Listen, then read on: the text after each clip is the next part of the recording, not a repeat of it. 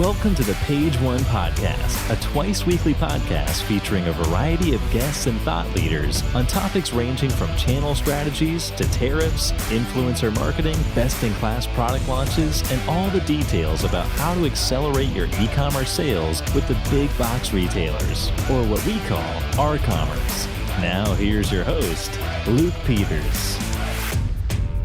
Thanks for joining us on the Page One Podcast. I am your host, Luke Peters, and this is the podcast where I bring you the best and brightest leaders to share consumer product sales and marketing strategies that will help you grow your business. I'm the CEO and founder of Newer Appliances, where I cut my teeth selling products online, and now have started Retail Band, where I hope to help other brands succeed in product launches, influencer marketing, and B2B online sales strategy. And right now I'm offering a free evaluation of your online sales strategy. If you're interested, find me on LinkedIn or email me at luke@retailband.com. And with that, we can take a look and see if influencer marketing might make sense for you, or check out your channel sales on Home Depot, Wayfair, Amazon, and just ensure that you're optimizing for sales. And if you need help, we can, complete the audit and get your sales moving up. In this episode, you're going to learn from Catalina Moscoso on CPG product sales opportunities in Latin America. Learn how to find your way in Latin America, which are the best store opportunities for your product, and understand the Latin American buyer's perspective. Catalina is the founder of Le Coq Home, a U.S. and Canadian houseware brand representation firm for Latin America. With over 15 years of international sales and marketing experience, she's been opening doors to brands by understanding the culture and the way of living in local markets. Catalina holds an MBA and also is HubSpot inbound certified, which I found was pretty interesting, Catalina. So you got like a diverse range of knowledge. Again, just for the listener, we're really going to focus in on the Latin American market. It's something new here on the Page One podcast, and hopefully get some actionable tips on how all of you brand owners can grow your business. So Catalina, thanks for joining us today on the Page One podcast. Thank you, Luke. It's a pleasure to be here, and I hope to be, of help and knowledge for everybody that is listening to the podcast right now. Great. So why don't we just kick it off? Tell us a little bit about what Le Coq Home does.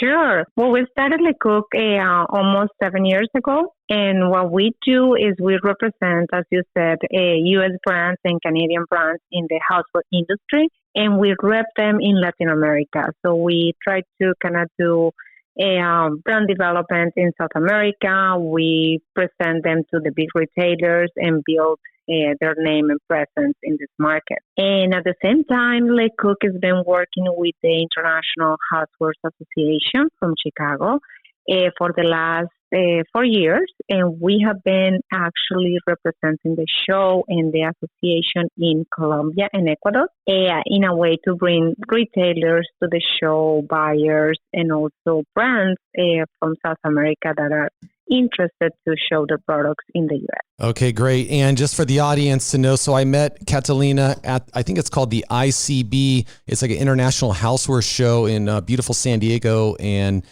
we met, it was about 4 or 6 months ago, last year in 2019. And since then, I just thought it'd be great to get you on, and, because this is just a unique skill set, and we're often talking about sales here in the US, and then maybe next will be sales in Canada.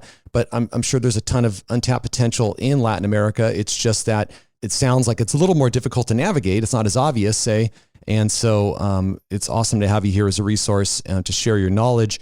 So why don't we, just jumping right into it, what are the best Latin American retailers, or maybe the retail growth channel? Is it, say, a direct-to-consumer, wholesale, or how should brands be looking at that? Well, in Latin America, pretty much you'll also have your big players, and they are more found like in the region, in the whole region.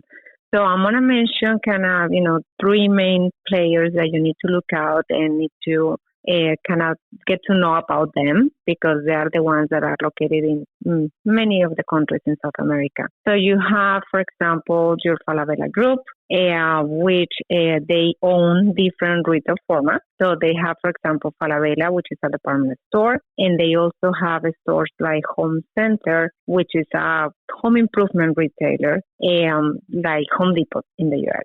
These stores are found in Chile, in Peru, in Argentina, in Colombia, Uruguay, Mexico, you name it. And they have, more than 500 stores combined between the department stores and the home improvement one. You also have another group that is very important, and it's called Cencosud. They're also from Chile, and it's kind of a competition to Falabella. They have different presence. They are in Colombia, they are in Peru, in Chile, in Argentina.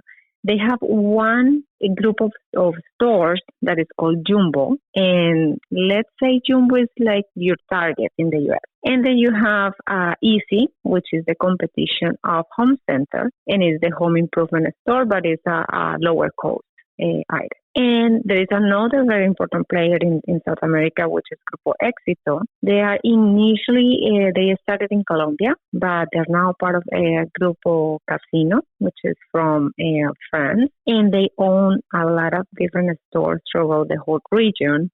So more or less 2,000 stores in the whole South America. So those are kind of the three big groups that you should look out in this region and start to understanding the type of retailers that they own under their umbrella. Awesome. And then just to make sure that everybody caught those, are you able to repeat the name? So I think the first one was called Home Center, right? And that's the Home Depot. Yes. The first one will be Falabella Group. And how do you pronounce that? Or how do you spell that, I mean? Yes. It is Falabell. Falabella. Favela. Okay. Exactly. And there is a group that's called Falabella Group. Okay. And under Falabella, you have Falabella department stores, right? Yep. You have Home Center, your home improvement, and you have supermarkets, which is Totus, the chain Totus, and that chain is only in Peru and Chile, if I'm not mistaken. Got it. And that's 500 stores total between the whole group? Probably more. Yep. You will have, 500 for the department stores, probably like around 200 for the home improvement category. And then for the supermarkets, I will say like 120. Okay, great. Combined between the two countries. And then you have the other group, which is kind of the competition of Falabella. Yep. That is Cencosud. And under Cencosud, you have Jumbo, which is like your Target in South America. And you have Easy, which is the home improvement store for them. And you have another store that is a department store that is called Paris. Got it. And how do you spell the group again that these stores are under? Just because I want to get it into the show notes. Yeah, no, sure. Cencosud is CENCOSUD.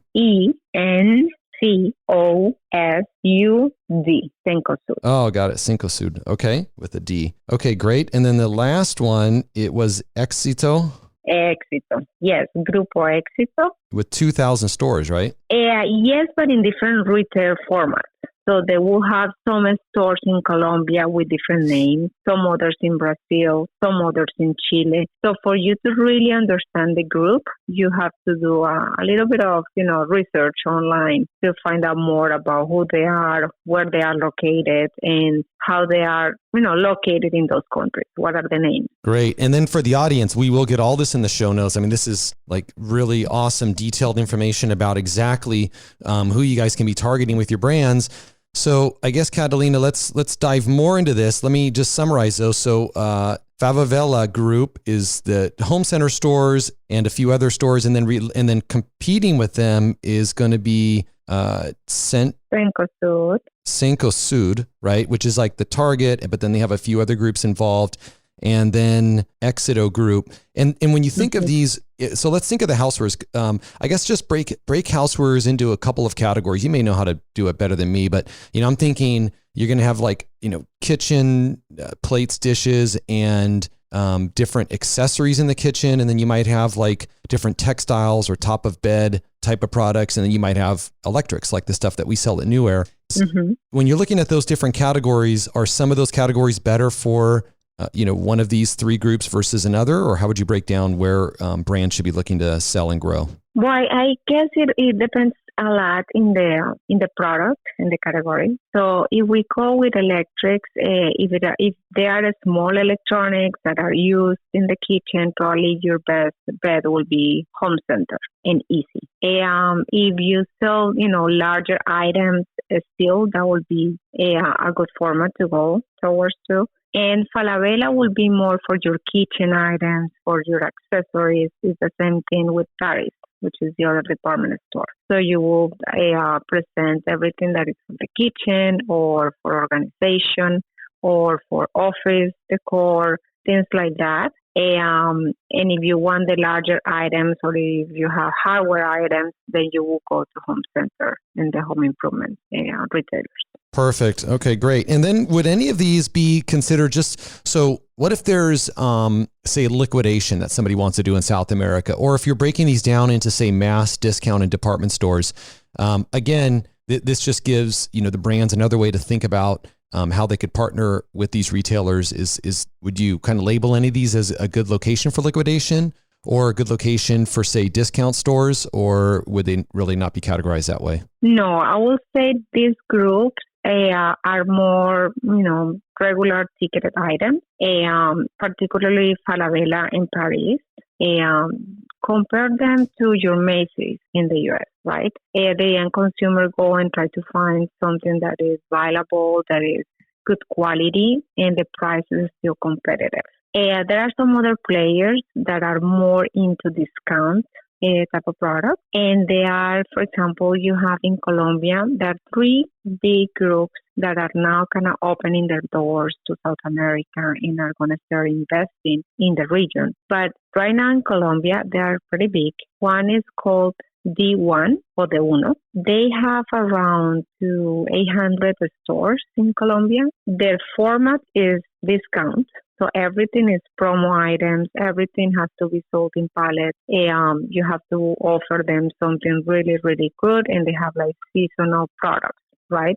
So they don't have the housewares category per se, but they do have different events throughout the year where they offer houseware products to their consumers.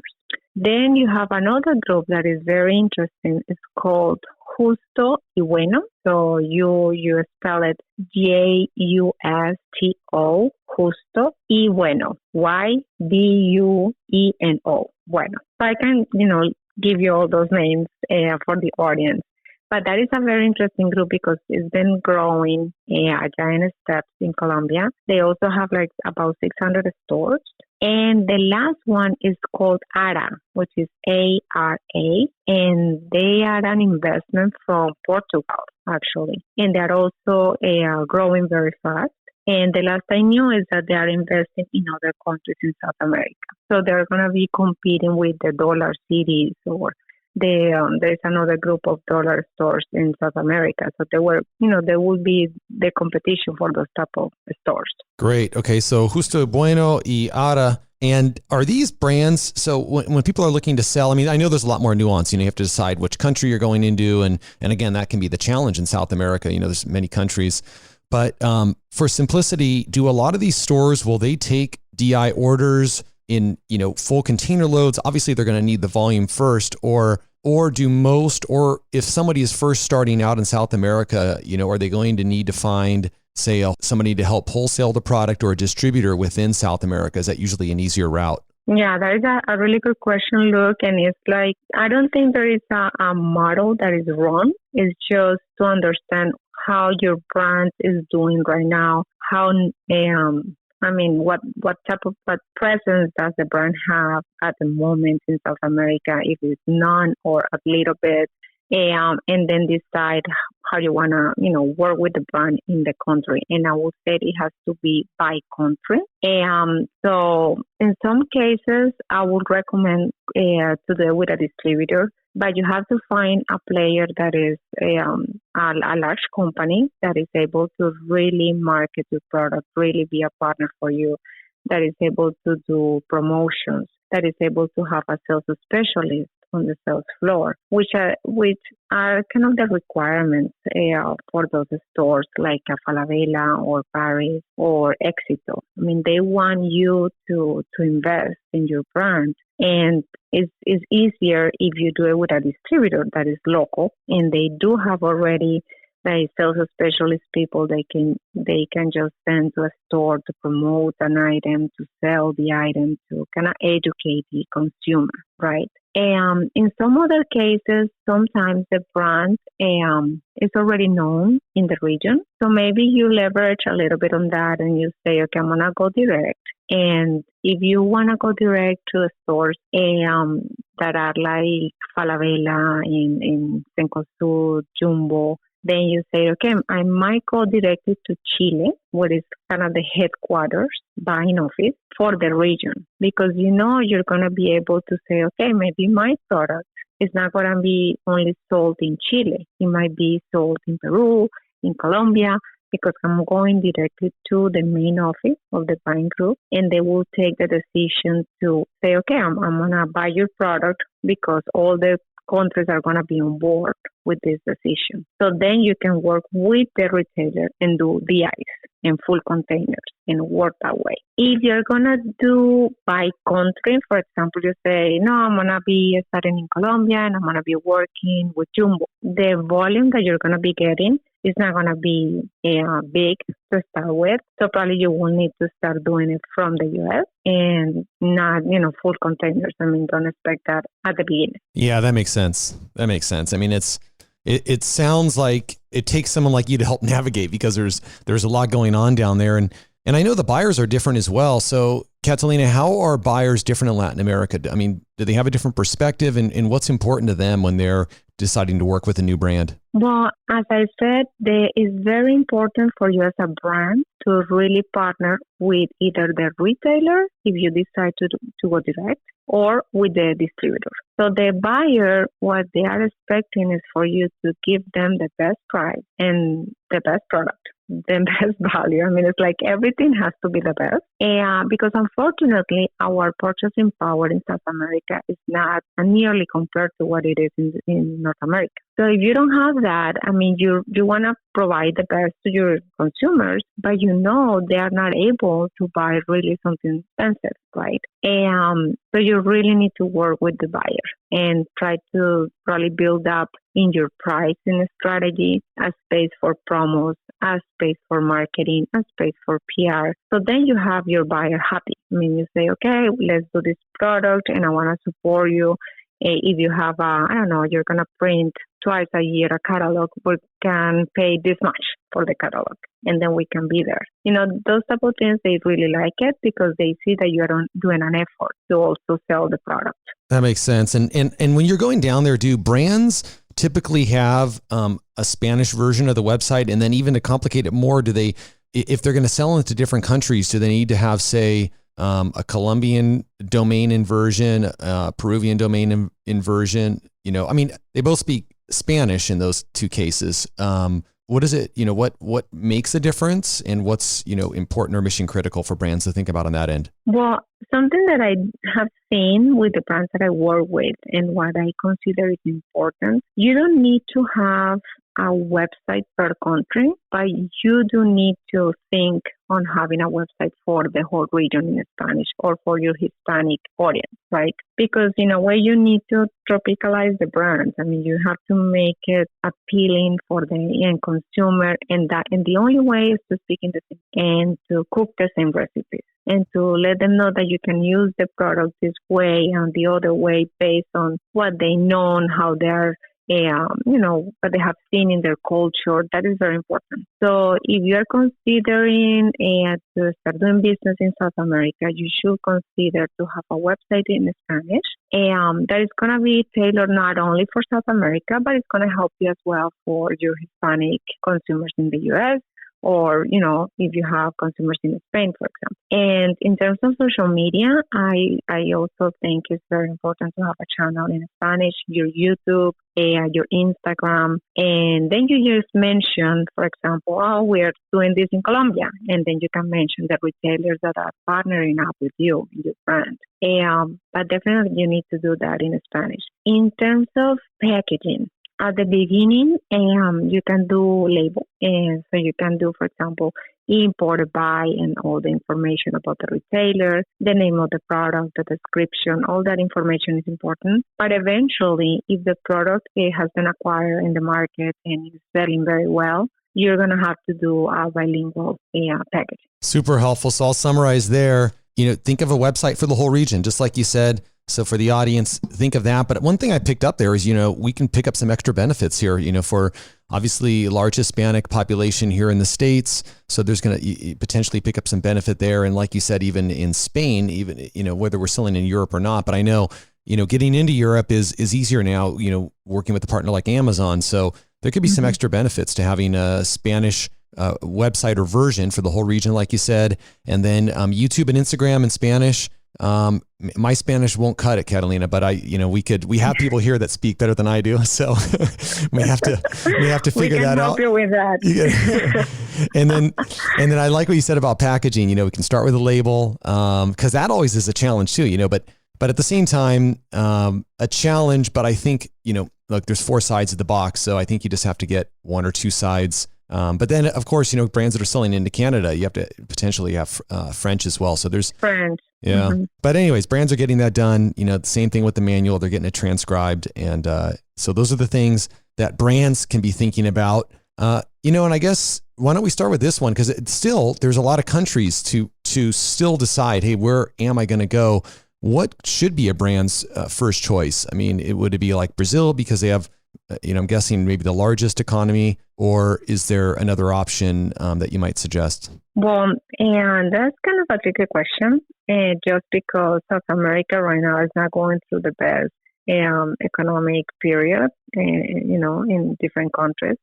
But I will say I will start with Chile, just because they have the main buying groups of these groups that I just mentioned. And so it's important maybe just to go there and have a meeting with your Falabella group, or your Cencosud group, and you are already covering a big part of the territory, right?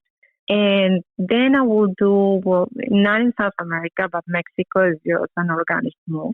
Because the purchasing power is higher because of the proximity with the U.S. A lot of things that are happening here are acquiring in Mexico in a faster pace than they are in South America. So that seems to me a very organic move for any brand, just, as they do with Canada, kind of in the same context. And in South America, we'll continue after Chile. Probably I will try Colombia. And Brazil is an economy that, even you said, is the largest in South America. They are very protective of their industries.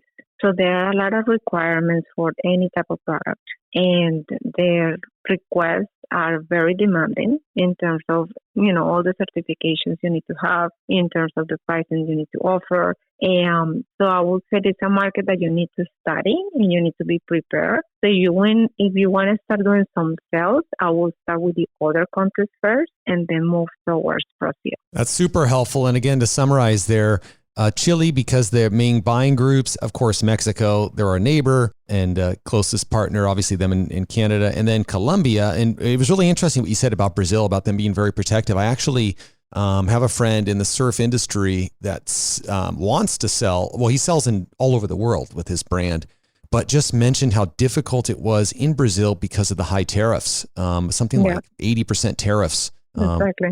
Bringing his product in, and that really kind of, and the thing with Brazil, especially for surfing, it's a huge surfing country.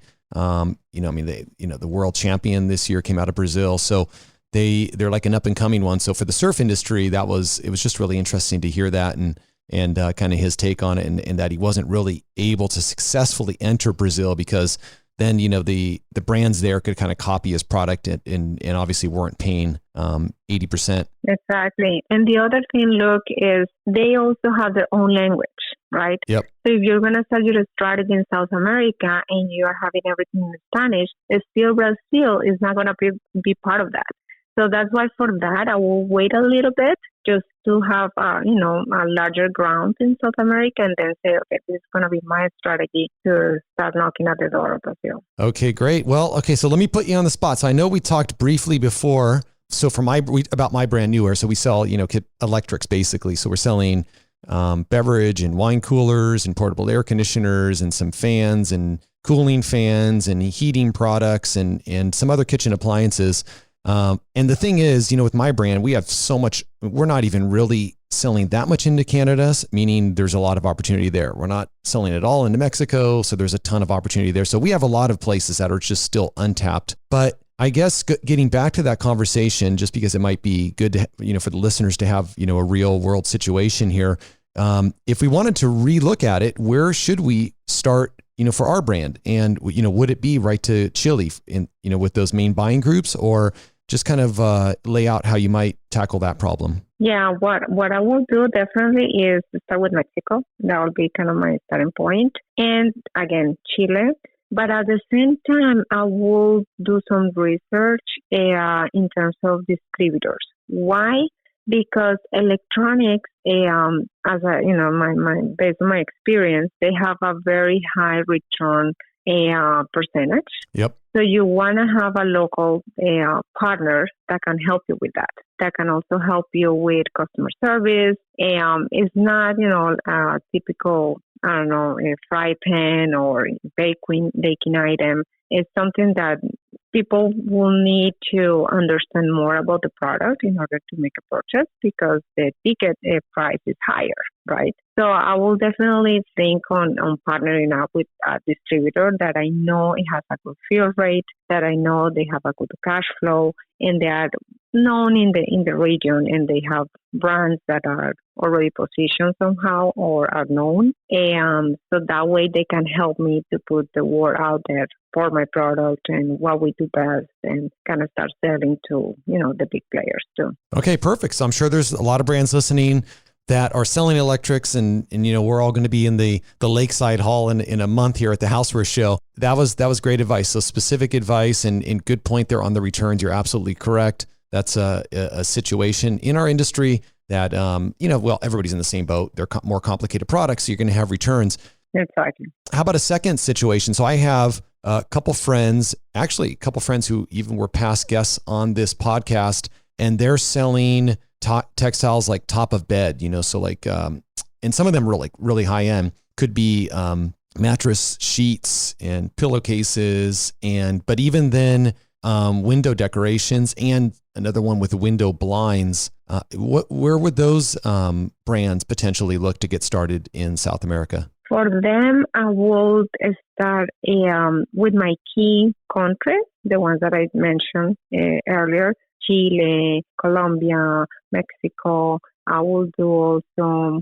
Argentina right now is tricky too. I mean, the situation in South America this year is not very promising in terms of the economic, future, but hopefully things turn out to be better. However, what I will do is a research in terms of the restrictions. Why? Because the local industry of textiles is big in some of these countries. So they are very protective. And so, for example, Colombia, I know that they have a big industry for everything that is linen. So the tariff that you have to pay for your product is too high. That it sometimes doesn't make sense, right? Unless the product is very unique.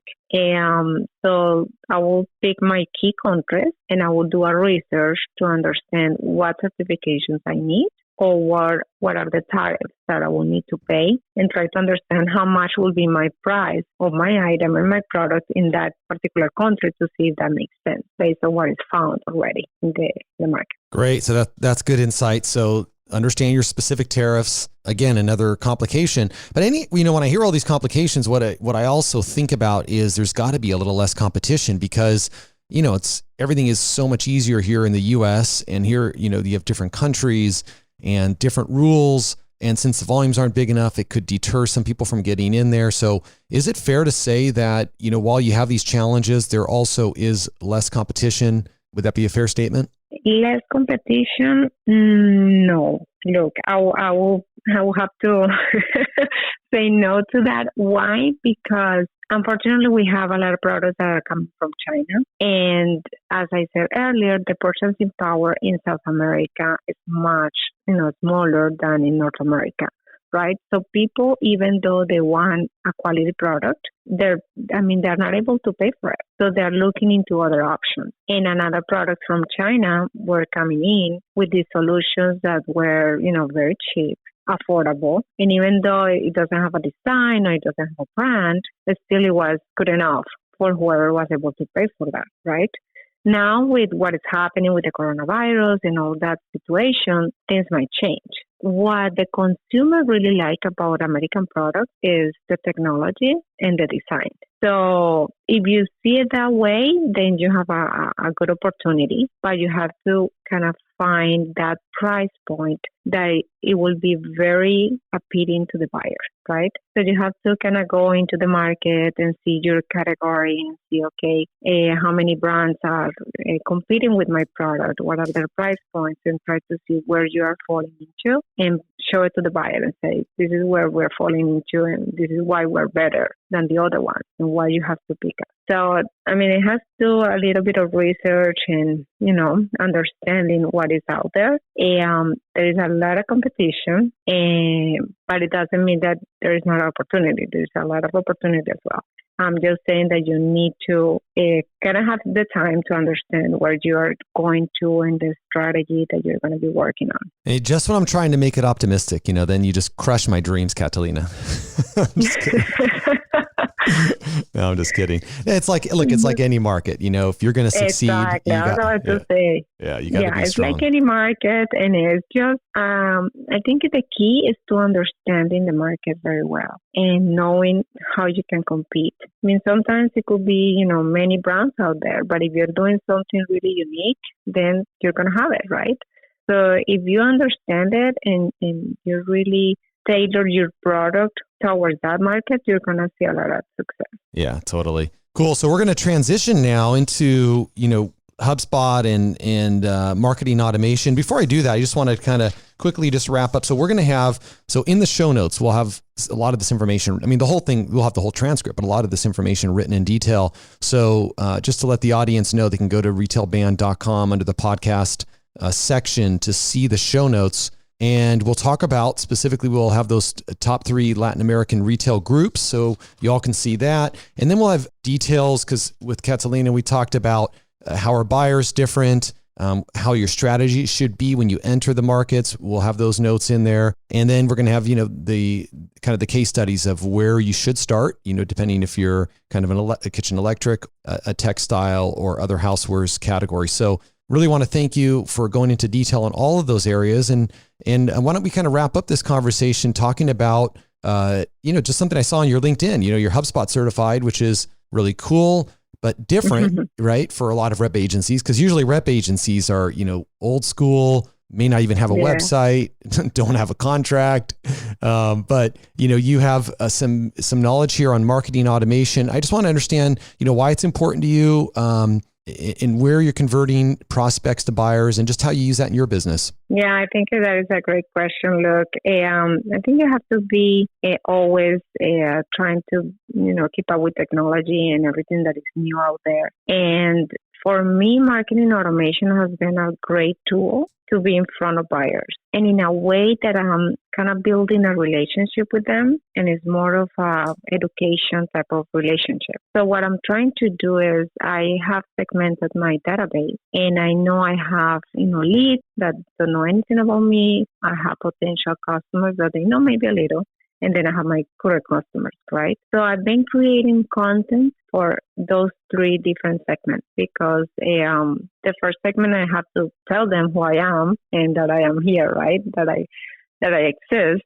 And the other ones kind of educate them more about the industry, the trends, maybe give them some tips about merchandising. And why not? Then I start telling them about the products that I represent. So I have found that very useful and very successful. Buyers like the information because they don't have the time to really look for that. So they kind of just, appreciate every time I send that, they reply back. And they say, I like that article, oh, I like that information, oh, tell me more about that, right? And that is a way for me to start a conversation. Awesome. And then more on that, how often do you blog and how often do you email? Or for the blogging, is it more that you created sequences? It sounds like you have potentially 3 different sequences, and then you have blogs specifically, that live in those sequences, or are you creating new content? What I do is I create around 3 blogs a month related to the brands that I represent and also related to the industry, right? Something new. For example, now that the show is coming up, then I tell everybody about the show and why they have to come and see it, right? But at the same time, with the marketing automation tool, what I do is as you said, I create those sequences. So I know, for example, if somebody saw the email but they didn't do anything, then they will be getting another email with some other information until they do have an action, right? And there is a point that if there is no action, then we just leave that alone for some time, and then I revisit that potential lead eventually. So that's the way I'm doing that right now. And the blogs are being sent sometimes, it depends on the topic, to all the database when it's something general or more just, about the industry. And when it's related to any product in particularly, I send it to my current customers, for example, to keep them updated about the product. Great. I mean, that's a great summary. And I know for like a lot of businesses out there, they can see, I've talked to different rep groups, even on the Page One podcast. So it's great to see how they all get their leads and sometimes from, connections in the past, or they're building out their website list. But, it's good to see that you're kind of at the forefront. HubSpot's a great product to use, and understanding how to use those sequences is so powerful. And now you just basically turned it into a machine for yourself, right? Because all this content that you've written is an asset, and you're just going to keep building your email list to provide even more success in the future. So exactly. Thanks for walking us through that. And so why don't we finish with the tough one here, Catalina? This is, I always love to hear, what's been your biggest failure, like a really tough one, something that you've learned from, but maybe has improved you or your business. Oh my goodness, that is a tough question.